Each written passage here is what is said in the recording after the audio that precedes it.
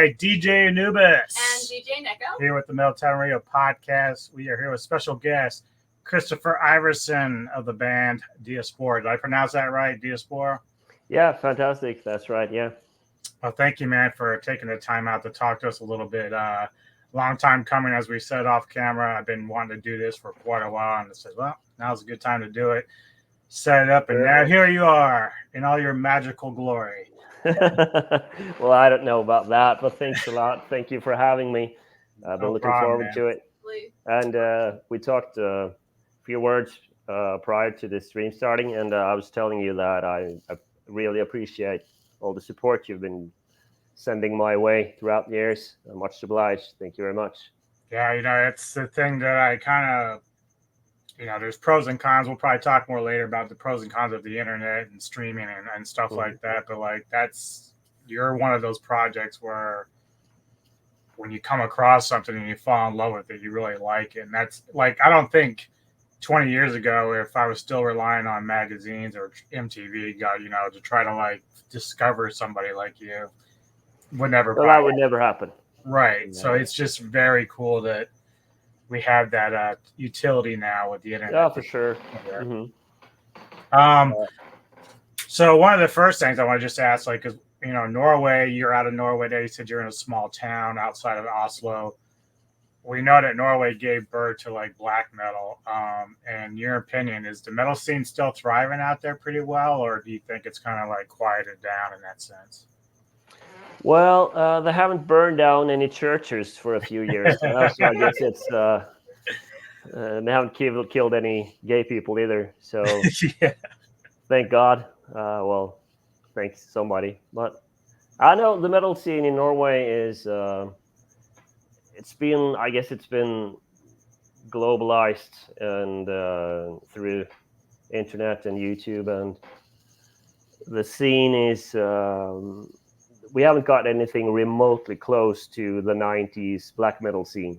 Let's just say it that way. Right.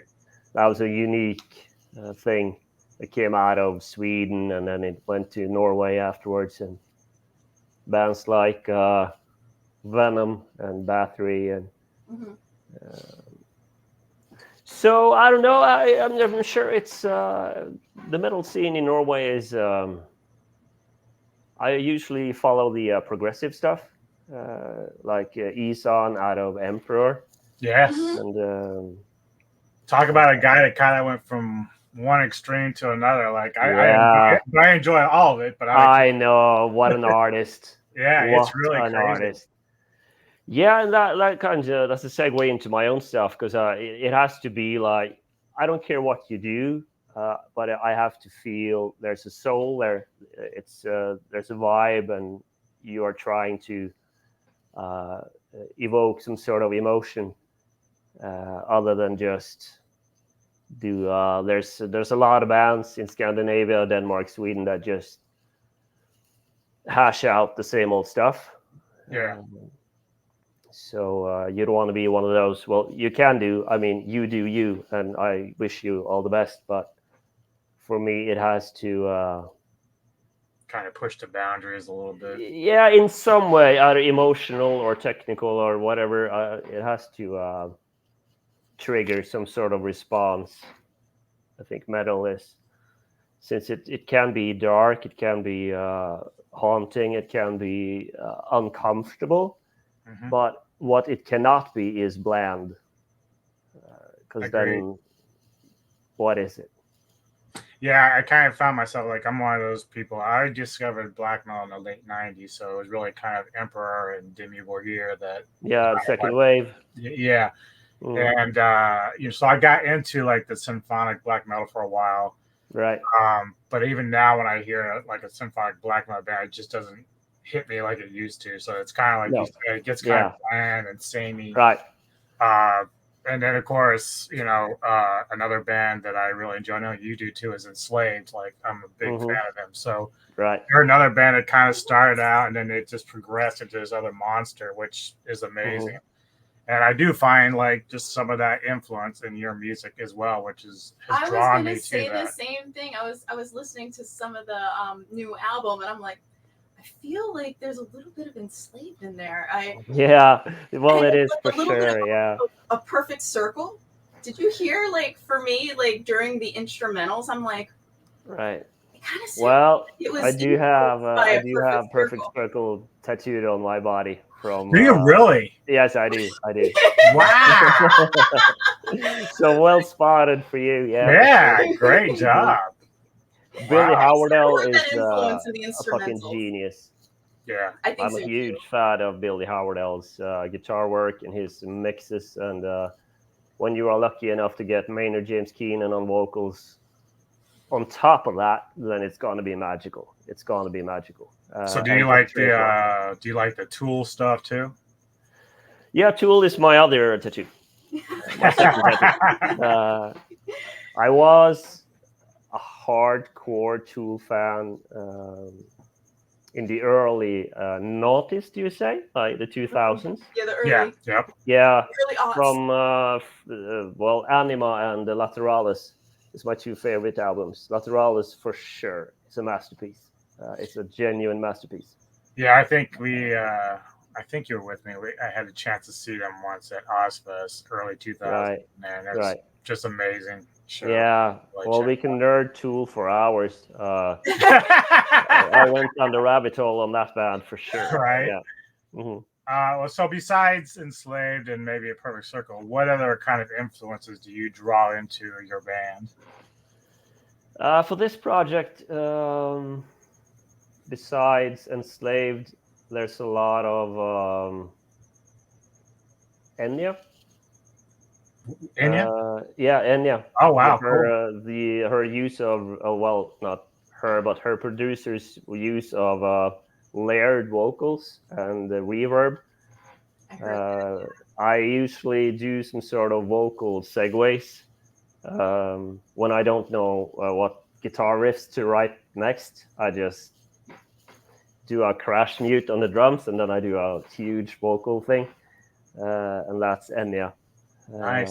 That's cool, man. Because as a band, an artist, I haven't really listened to her in quite a while, but I do own some CDs from her. Like, I really enjoy that. No, it's back in the 90s, so why would you? Does she even still put out stuff? I don't even know. I have no idea, but I think I'm very thankful that she did. Yeah. Gojira. Yes. Yeah, but they are so good, and it's hard to. Well, I can use them as an inspiration for the chugging and the rhythm parts, but you don't want to. It's the same with Tool. If you go too close, then it's very apparent that you're trying to mimic. Right. Because they have such a unique signature. But there's a lot of Gojira in my stuff for sure, and Opeth.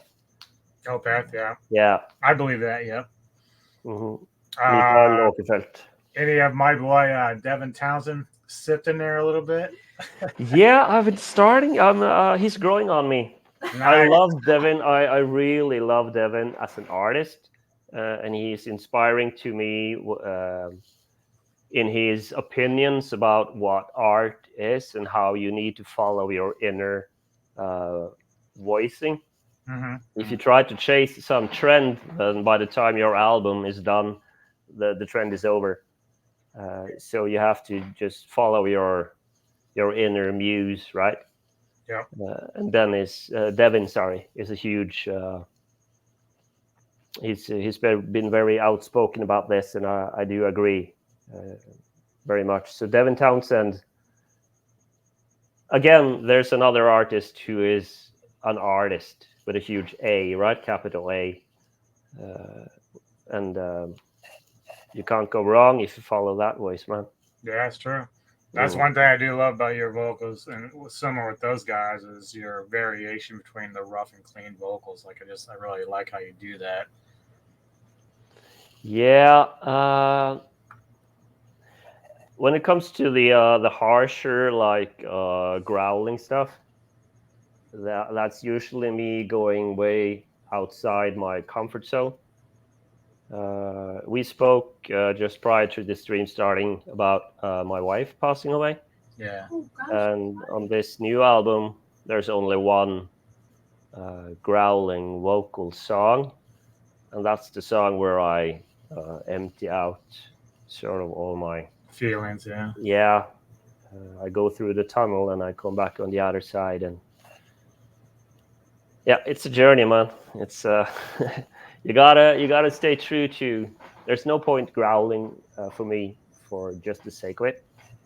I was going to ask this a little later now because of what Go for it. you told me about your wife and everything. So is all of Diaspora kind of like the catharsis with like dealing with all that? Is that Yeah, the entire embodiment of that? for sure. The first 3 albums is dedicated to my friend who passed away. Well, he decided to leave us voluntarily at the age of 17. Oh wow. Yeah. So I carried that stuff around for years, and I didn't know what to do with it. So I put it in, well, art. Yeah, put it Oh inside. yeah, I mean, you know, people deal with things differently, and you're talented enough to create music to help you kind of cope with that stuff, and I think that's amazing, really. Yeah, thank you. That's nice of you to say. I'm not so sure about. It doesn't have to be that you are talented. Talent has really. It's nice if you have it, and it's a huge bonus. It's easier to create your art if you are talented, but it does not matter. I am a very the creation process is all that matters, and the actual art that comes out of it is secondary. Sorry, my phone is. Oh, you're good. Okay. Yeah, Sounds like alarm waking up. That sounds like me. yeah, that's exactly what it is. Yeah. No, I was going to say that it's the process. It's sitting down, spending time, nurturing, crafting it, sculpting it, and enjoying the time that you have in the studio when you are making it. That's the catharsis. That's the healing. That's the emptying of whatever you are carrying around at the time. Yeah, yeah. So when a very select few enjoy it afterwards, it's it's nice, it's humbling, and I do appreciate it. But it's not at all mandatory. I do not. That's not at all why I do what I do. Yeah, I think in some ways you probably already answered this next question, but like, my guess is like I was going to ask you, would you ever consider making this like a full-fledged band where you would have people contribute? But it doesn't sound like that's the way you want to It's go. very personal for me. It's like it's all mine. It's all mine. It's all myself. Yeah, this project is all mine. I have been in metal bands prior to this, and it's the live thing. Playing live music is fun, and it's nice to feed off the energy loop with a live audience. But it's not fulfilling creatively Yeah. because it's a different beast. It's not it's fulfilling, but you have to incorporate other people's visions and ideas, and they evolve your expression, and that's cool. But for this one, Diaspora, I wanted it to be, what would it sound like if I did it all? Right. What's my limit? You know, what's the expression if I do it?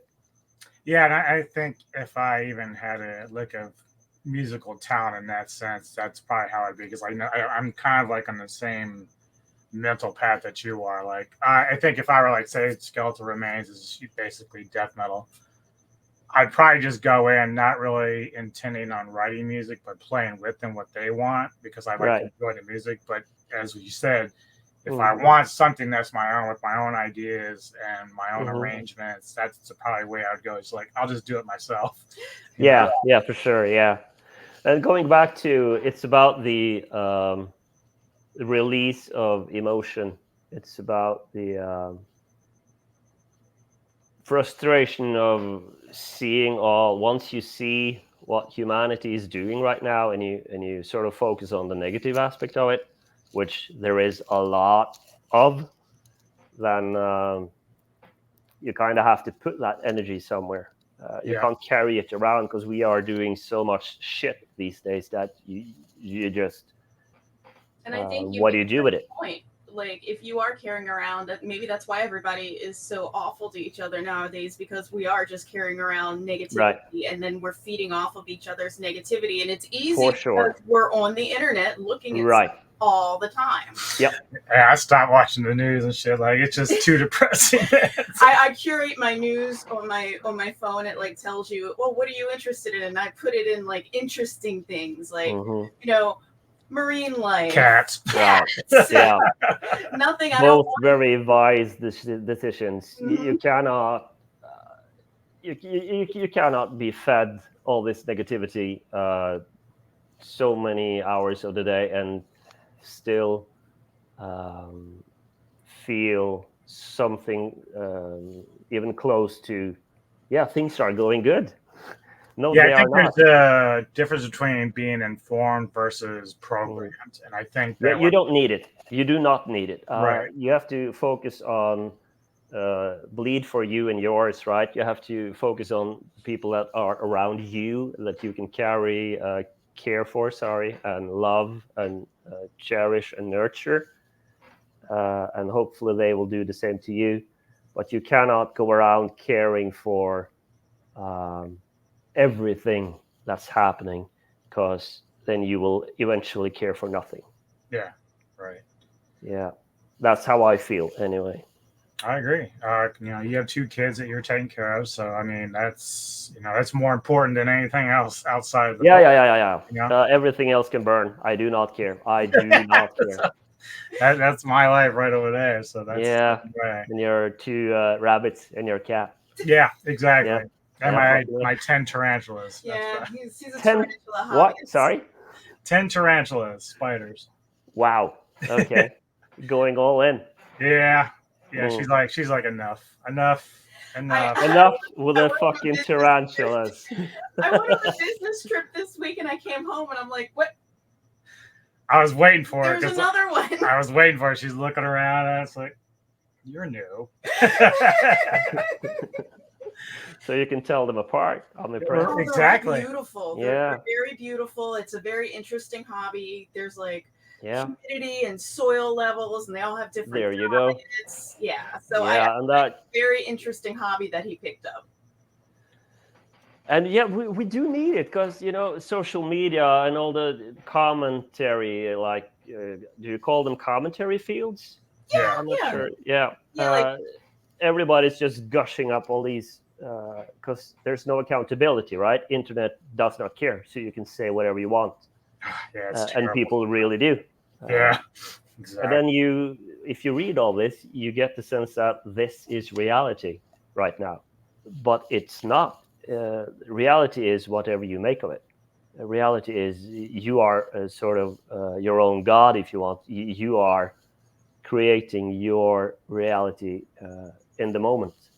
Mm-hmm. If you choose to accept responsibility and go for it, do not be spoon-fed. Do not be subject to all this, whatever it is that you are.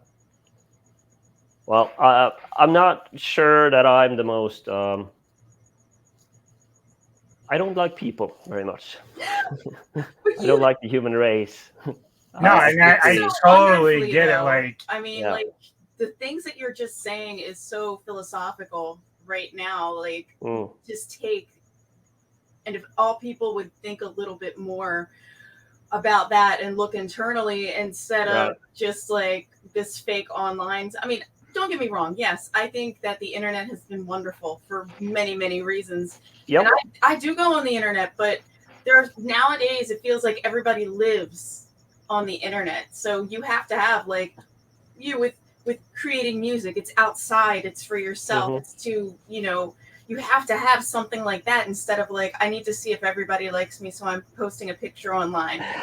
Yeah, the like loop, right? Mm-hmm. My existence is based on how many likes this picture got. And once that picture's hype is gone, well, then I have to post another one. Yeah. And do the exact same thing all over. And then you're stuck in some sort of fake loop of supposed importance, as if it all matters at all. Right.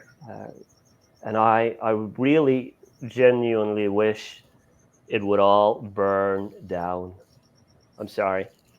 No, I get it. I have no use for it. Yeah, because like I'm one of those people that people look at it as like being unempathetic or some sort of hatred, but it's not. It's like if I died tomorrow, there's like a small group of people that's gonna care, and that's fine because that's the people that I care about. But right. There seems to be this thing like, oh, you need to care about this way over in the other part of the planet. I'm like, dude, look, I can feel some sympathy for stuff like that, but I'm not sure. It's not directly correlated to me, and it's not really my responsibility to do anything for them. They can do it for themselves, or people within their lives will help them out. But it's like, as you said, like there's just a lot of bad people out there, so you have to be careful about what kind of relationships you end up getting into, like with people. And so I'm guarded. I'm sure you are. Just guarded. Like I don't play any games. Yeah, I see myself as a Martian. I've been beamed down, and I'm going to sound totally crazy about this. Is just an analogy. This is not how I actually feel, but I look at, I do not know why this place is so fucked, but I just genuinely know that this is not sustainable. This is not why we are here. This has no value. We got Mozart, Beethoven, and we got the fucking Kardashians and reality TV. And I do not see how did we go from this to that. How did this happen? What are we doing? It's crazy. And it used to frustrate me for quite a while, for many years, but now I've signed off. Just tune it out. Yeah, this is not part of my reality at all. I watched a documentary on how easy it is to fake being an influencer, and they actually took 3 people who were not anything. It's a fantastic word, isn't it? Yeah, an influencer. Right. They were nobody. They weren't singers. They weren't models, and they literally took these 3 people and upped their Instagrams and their Facebooks and stuff, and it was kind of eye-opening. Like, it's easy to fake it. Well, you gotta go. Like, you gotta just say, well, you do you. More power to you. I hope it works out for you. But I'm not gonna spend any energy on it. I'm not gonna engage with it. I'll just let it float by like a cloud and focus on loving the people that I love and focus create. On Diaspora. I'm sorry. Focus on Diaspora. Yeah. So I never got to hear the first record you did. I just kind of found out you had one before, Beyond the Black Sun, which I totally fell in love with. So I do have a little bit of a clip from Beyond the Black Sun with my favorite track from it, Limitless. Can you give me a little idea what that song about is in specifically? For sure. Limitless is about being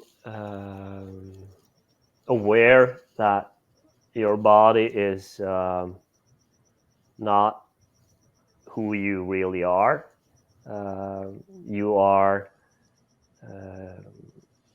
an infinite amount of possibilities, and you can realize whichever of these possibilities you want to any situation that occurs. But you are stuck with the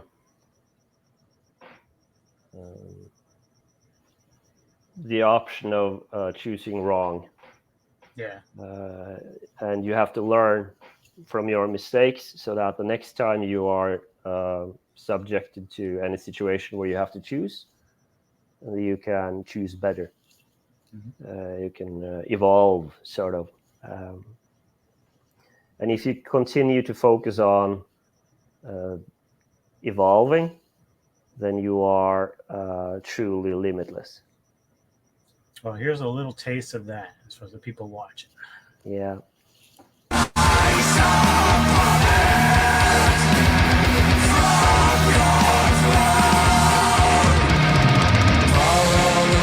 In the sky up above, and you will go far.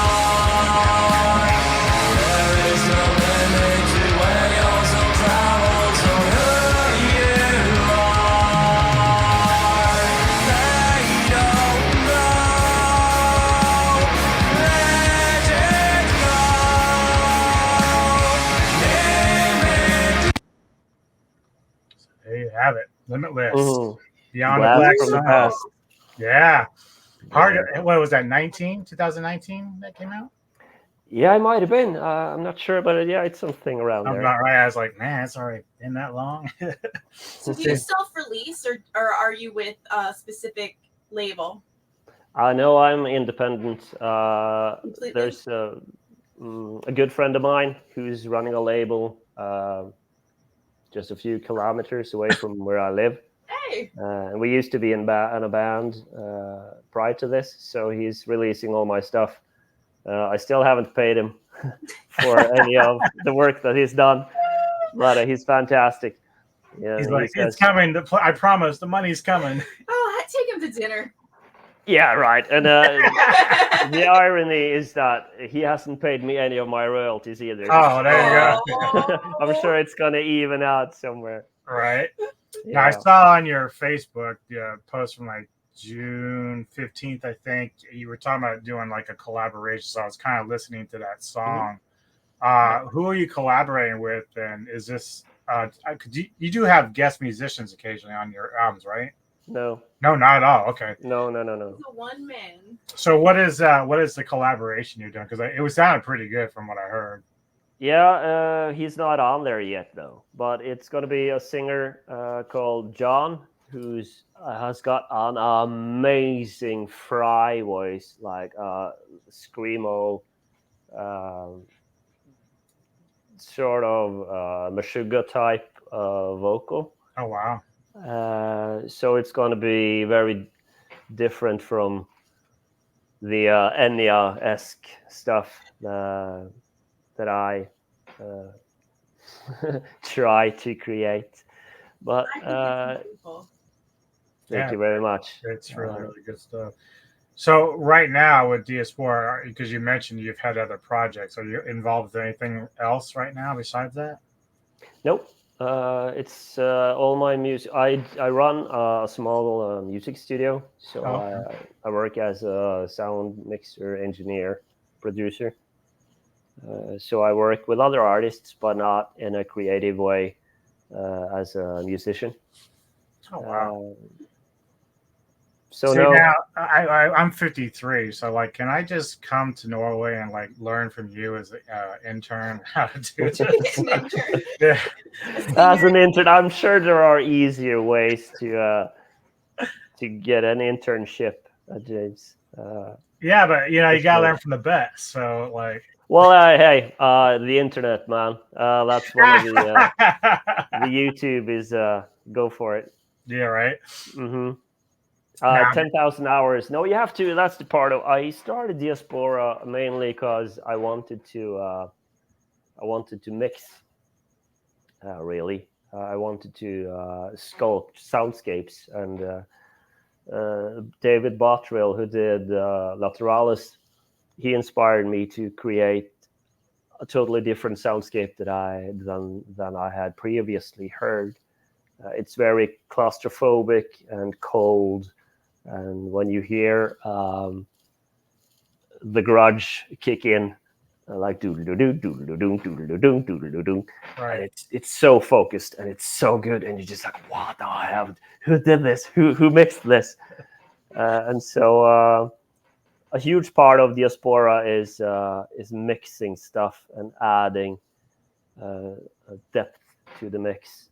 So you were kind of just learning on the fly as you were creating the music. Yeah, absolutely, for sure. Yeah, 10,000 hours. You have to just stick with it. Yeah.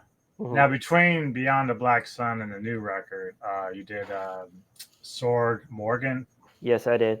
And I remember you were telling me about this. Like it was a lot different record. It was a little bit more acoustic, a little bit more folky vibe. Yep. What was the response to that? Like, was it a pretty good response to how? Because I know you experimented a lot more on that record. Yes, I did. Yeah, for sure. Well spotted. No, there is absolutely no marketing involved in Diaspora at all. I'm the marketing. Yes, you are. I know you are like 98% of my marketing, man. It's fantastic. So Beyond the Black Sun was picked up by a few blogs, and it was I think somebody put it on the best 200 underground records of that year, and I was flattered. I was super happy, and that was fantastic. Yeah, but it's random. There's like a page on Facebook from a guy named Cyfrost, I think, and yeah, he has a YouTube channel. He was really talking up your stuff as well. Yes, so. I know. He was the new album. Yeah. I sent him a thank you note. I was very happy about what he said. And you could tell that he had really listened to it. He had put effort in all the things that I put effort in. So that was very gratifying. And I was very grateful to him for that. But the Sorgmorgen, which I call it, the morning of sorrow, was in Norwegian. And I created it because it's a lot easier to express yourself in your native language. Yeah, it flows, and the words, sort of the lyricism of it. I'm not going to use the poetry of it, but the poetry, kind of but the poetry of it, yeah. Oh, I love yeah. Now, but one of my best songs is on that album, so I really like it. Yeah, it was really cool. I enjoyed that a lot too. And I think you did a cover. I can't remember who it was of, but it was kind of cool as well. Yes, I did. Norwegian artist from the 1980s called Åge Aleksandersen.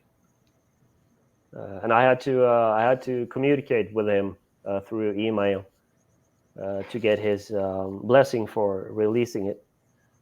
And he's been a huge idol. I've been a huge fan of his from when I was a kid. So for a while there, we were that close. Nice. Me and Åge. that had to be a really good feeling, though. I know. It kicked ass. It was so cool. And I enjoy. I'm not gonna advocate for drug use, but if you live in a liberal state and there's a plant involved, we do of some sort. There's actual stores. You're right. That's the kind of stuff you just kick back and have a nice. Well, if you are so inclined, right. That's all I'm gonna say. But the mix that I create is induces stuff. Yeah. There's an element there that's it's a match. It helps. Yeah. Mm-hmm. Sometimes back in the day, a little LSD went a long way too. Well, I'm a father, so I have to stay away. Better examples now. And I'm sure LSD it kind of lasts a little bit too long. Well, now with Pendulum, I'm hearing good things. You've come back around to a similar sound from Beyond the Black Sun. So, right. With the last record, was that just kind of like what you were feeling at the time? Is that kind of how you flow with your writing process? Like if you're just feeling a certain way, that you're going to write it a certain way? The Pendulum album, it was my no bars held, balls to the wall. I'm just going to give you my honest opinion about how I feel. And fuck you if you do not appreciate it. I'm not concerned. This is, you guys really need to fucking burn. You need to go away. Please just disappear. Moment. So this is a little more of like an angry moment. Yeah, for sure. The there's a moment there where I'm sending every reality TV contest person and everyone who's ever worked in marketing, everyone that I do feel is dragging us down as a species. I'm sending them to an island, and there's no return. And they can all fight on the island together. Yeah. You do whatever you have to do. I do not care what you do there, but you have to live there now, and you are not coming back. It's like the Dark Knight, break the stick. We're having tryouts. You guys figure it out. Yeah. So it's a combination of like a Bill Burr joke and a good old Bill Hicks thing, where if you ever worked in marketing, kill yourself. So with your writing process, do you just basically kind of do it like sitting in a room in a studio, or do you kind of go out to a forest area, lake, whatever? How do you kind of like come to all your themes and everything that you write about? Is there a certain way you go about it? The instrumental parts is all written in the studio, and it can be inspired by very much classical music. I'm very into Beethoven. Is my huge guiding star. Just the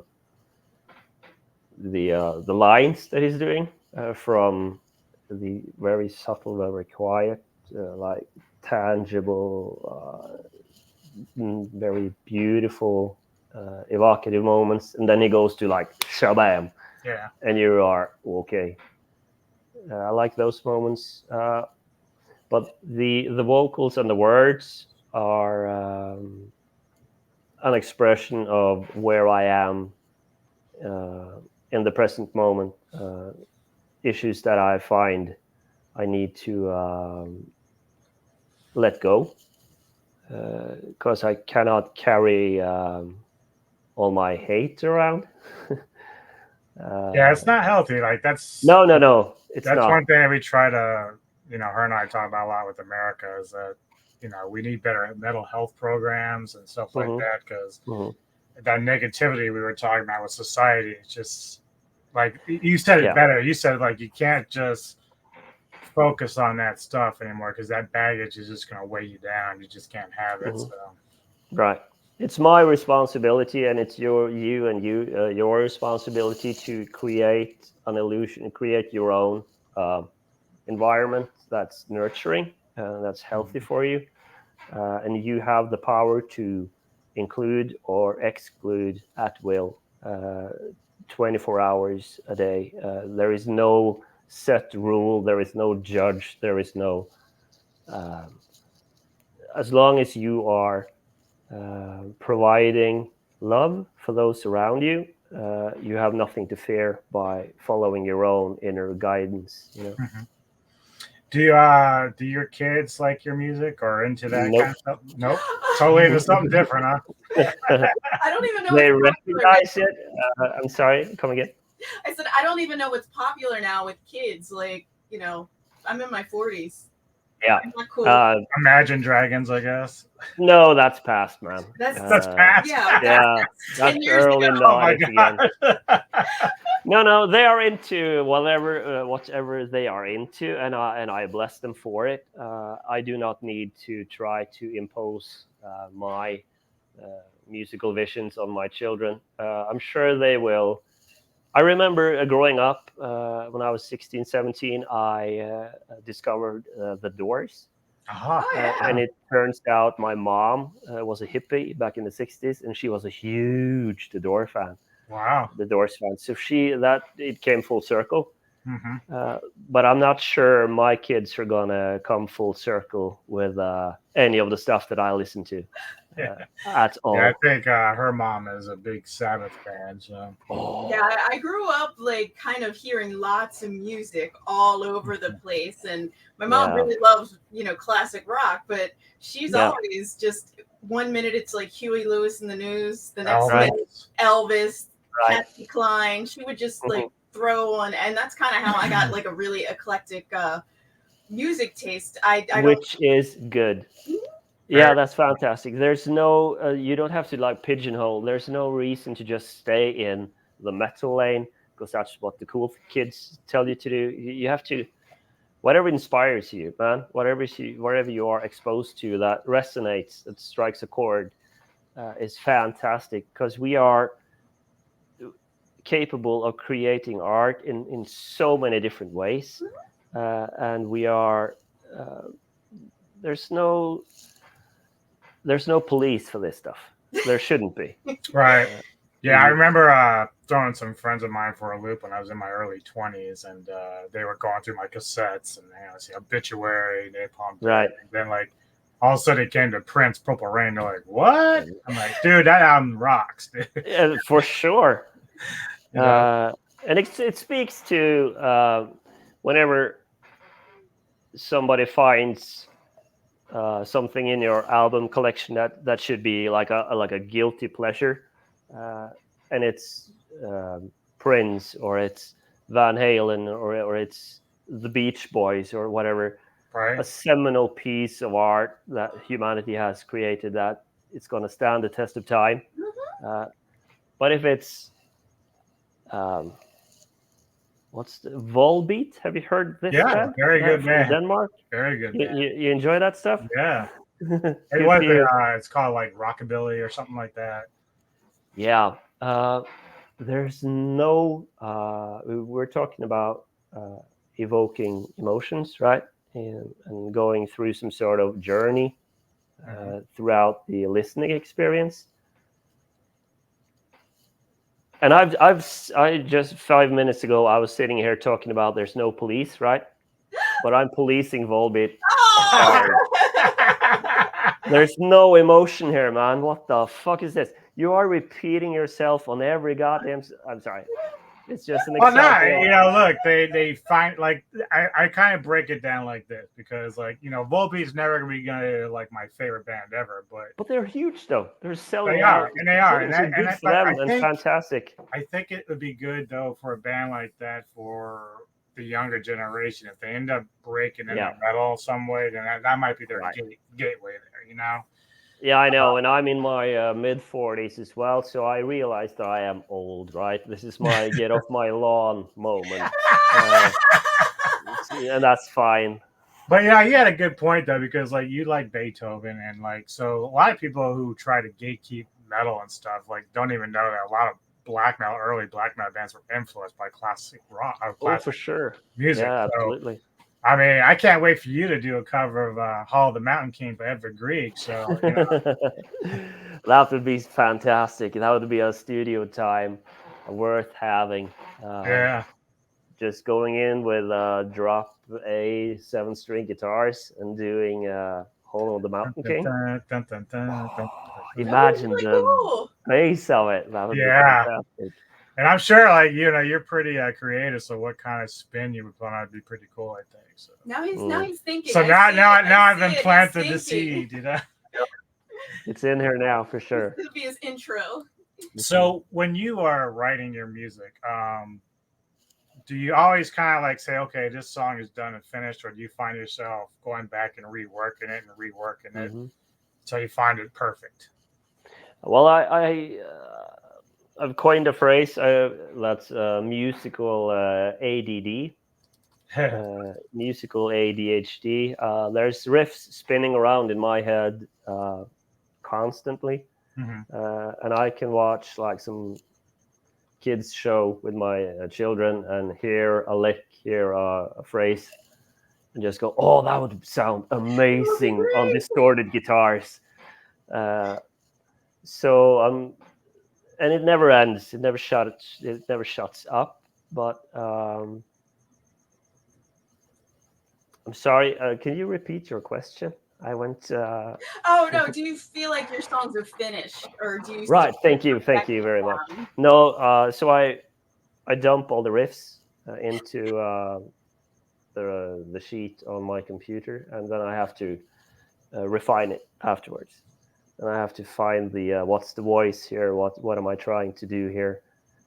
I used to have a project that was very progressive. That was just riff on riff on riff on riff. And on this Pendulum album, there are 3 tracks that's from that project. Oh, wow. Called Act 1, Act 2, and the last one, I think, which is Liftoff or something, where I just go, okay, what sounds amazing after this?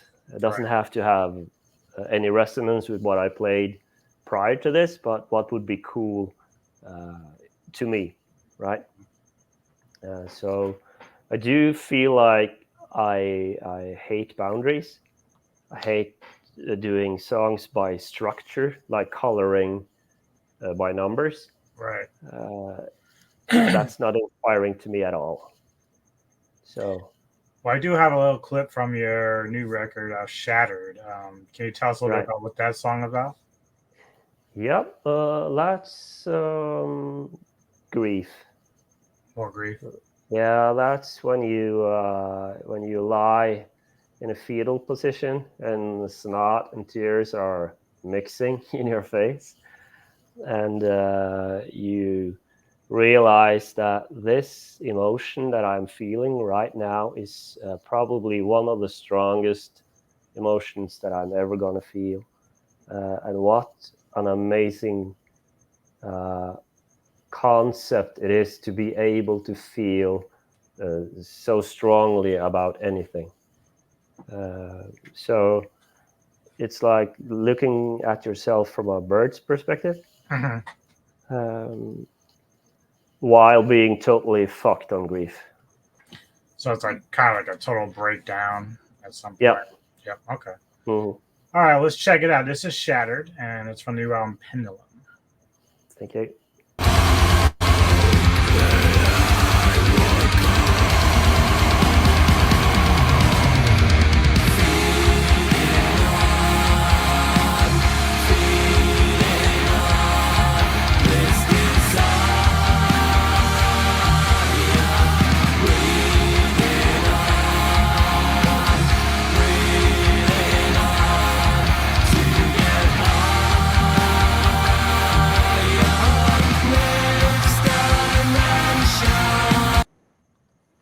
And a little, so I was kind of talking off screen to DJ Anubis. I was like, this is the one I was saying that it sounded like really Enslave inspired, but also a little Fear Factory inspired as well. Like, okay, never heard a Fear Factory song in my life. I think their guitarist has a long, like, narrow beard. Dino? I don't know what he looks like lately. Yeah, I don't know what he looks like lately. It's been a while, but yeah. But yeah, there's definitely you can hear Enslaved in there for sure. The beat and the pulse of the riff. Yeah. Ivar from Enslaved. I was lucky enough to share a few beers with him. Oh, they are so nice. We met them a few months back when I went to see him here in Baltimore, and had a meet and greet. Yeah, I mean, those guys are so funny. There's a picture on my Facebook that I have with them, and it's like they're the nicest guys in the world, man. A couple of years ago, they came through town as well, but it wasn't as big of a crowd. And after the show, it was his birthday, and they're just like drinking, singing happy birthday to him. Yeah, having a good time, right? Then hearing Norwegians try to sing happy birthday to you. While drinking. Yeah, while drinking.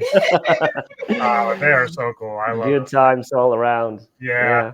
And I bet it was kind of interesting just to sit and talk with them like one-on-one like that too. Though. Yeah, well, I was so starstruck though. I tried to be cool. I tried to like chill out, but no, it didn't work out. It didn't work.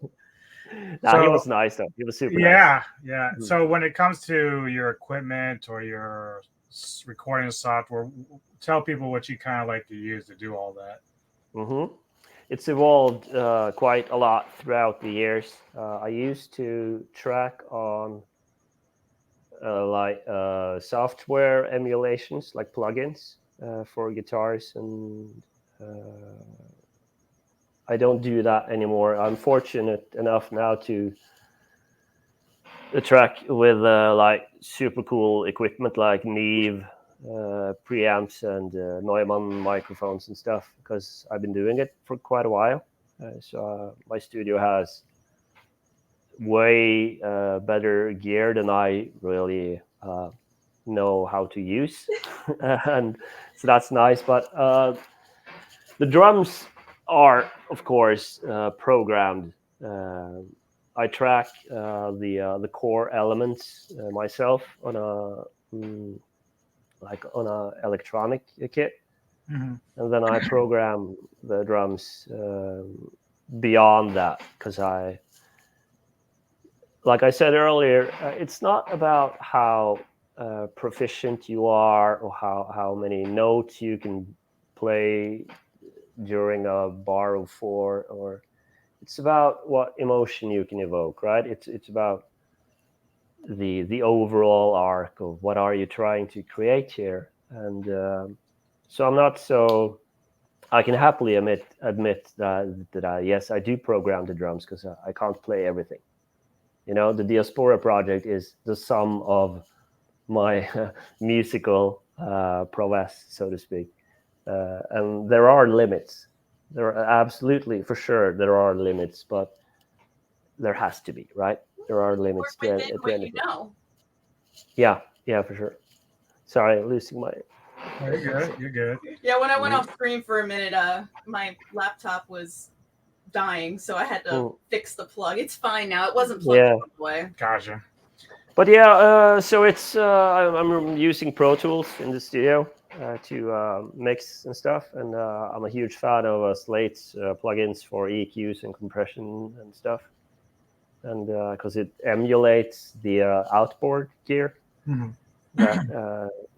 that you really can't afford unless you are backed by some label and got a income on this stuff. Yeah. But again, I'm not so. It's not where my focus is. If you can create with it, if it's a good brush that you're painting with, and you feel that it's expressing what you are carrying inside, then it's a good brush. Yeah. Exactly.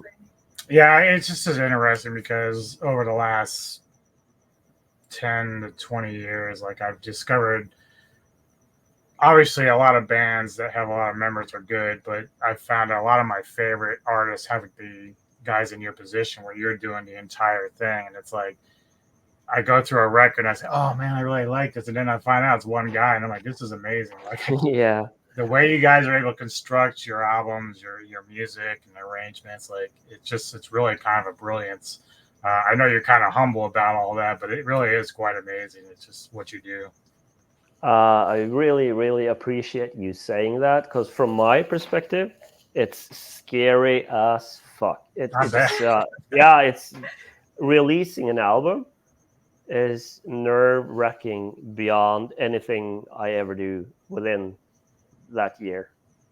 Because so even now, after like 4 albums in, you still get a bit nervous. oh yeah, and it's gonna be the same way when I release the next one.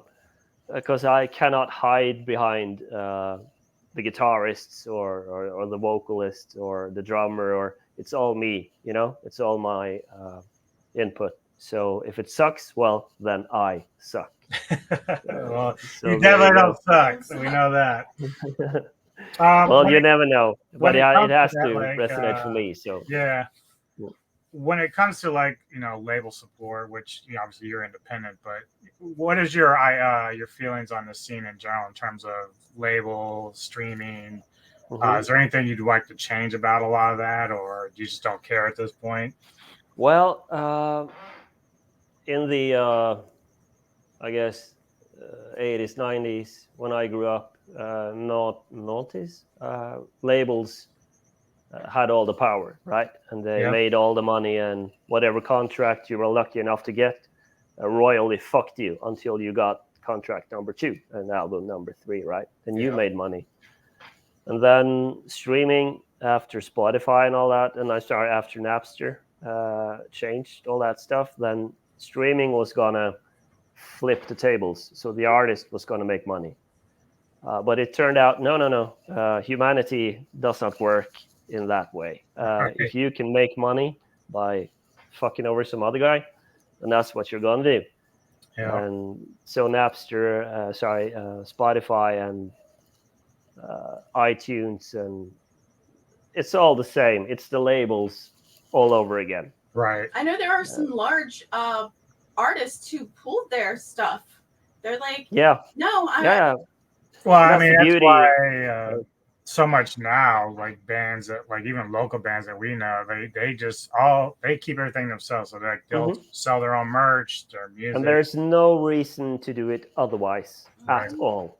DIY, do it yourself, and within I don't know, if you know 20 people, then you know most likely you have all the knowledge you need in-house to do 75% of the stuff, and then they know somebody, and so there's no reason to whore out or sell your stuff to, well, the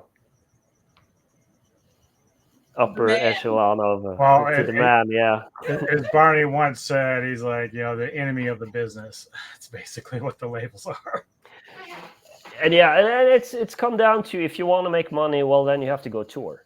Yeah. You have to play gigs. You have to play concerts. It's the only way. You have to push the message. You have to promote yourself. You have to be out there and reach. And we're seeing that labels now aren't even signing bands until they have a following or artists. This goes across all music genres. They're like, you're very talented, but we're not going to put the effort into promoting you. You already have to have a following, and then we'll sign you. Yeah, well, I guess it's back to like Facebook likes and Instagram and all that stuff. Again, right? We've gone full circle from where we started. So, well, more power to them. That's why we do the do-it-yourself. Yeah. You control. Yeah. So, following Pendulum, what are your plans now? Are you already starting writing for the next record, or are you just kind of taking a break? No, I've written the music for the project with John that we talked about. So it's called Mentatonia. We're gonna track and mix that, and then I'm gonna start on the new Diaspora album after that. Nice. Yeah. Any ideas what that record is going to be about, or just kind of? Well, I usually write in fall when there is death and decay all around. Good inspiration. Yeah, it is, and I fucking hate winter because it's probably quite. Wait a minute, you're Norwegian. You should love the snow. Yeah, you'd think, right? Right? Yeah, no. Winter, they have like long darkness. Like, how many? You don't get a lot of hours of sunlight in the winter, do you? No, but I stay inside. That would be me. I creep out like some sort of gargoyle in March with an album ready, and then I'm good to go. That's fantastic. So what is your basically what is your set release date for the next record? Probably sometime in 24, 25? Yeah, it's going to definitely 24 at least. Yeah, but I'll keep you posted just for fun. Awesome. Well, do you have any last words for the viewers? Where can they find your stuff? That's easy. I mean, I got some links I'm going to put into the description box when we're done and everything, but maybe you have a site that you want them to go to. I know you don't like to promote yourself, but I'm going to force you to promote yourself. No. If you could feel the feelings that I have inside right now, that's not going to happen. I'm not promoting shit. We'll send them to your Facebook. Yeah, we'll take care of it. I'll charge you later, just like you owe me money. You know what? Tell your viewers, your listeners, to stick with your website, but otherwise keep off the internet for 2 months. Try it. See what fucking happens if you stay off the internet for 2 months. I bet you can't do it. Decompressing, yeah. I purposely try to keep myself off of or too involved in Facebook, other than like keeping the messenger, because but there's this caveat, and then there's this caveat, and then there's this caveat. I just want to be able to like people to still message me if they want to. Right. But like, and this is where we are. And you can sit and waste so much time And we don't want to waste time. We want good stuff. Yeah. Well, Chris, thank you so much for joining us, man. I appreciate it. No. Thank you, guys. I'm so grateful. Thank you very much. You've been so kind to me. Thank you very much. Well deserved. We will have this up on our YouTube channel. Then we will also put this in audio format for our pod being on the podcast. So I'll tag you, let you know where everything can be found. So even if you're not going to share it, you can just watch it yourself if you want. Yeah, we'll see. Hold on, Chris. So we're going to do our little outro, and then we'll let you go, sir. Thank you very much. Thanks again. Thank you. Thank you.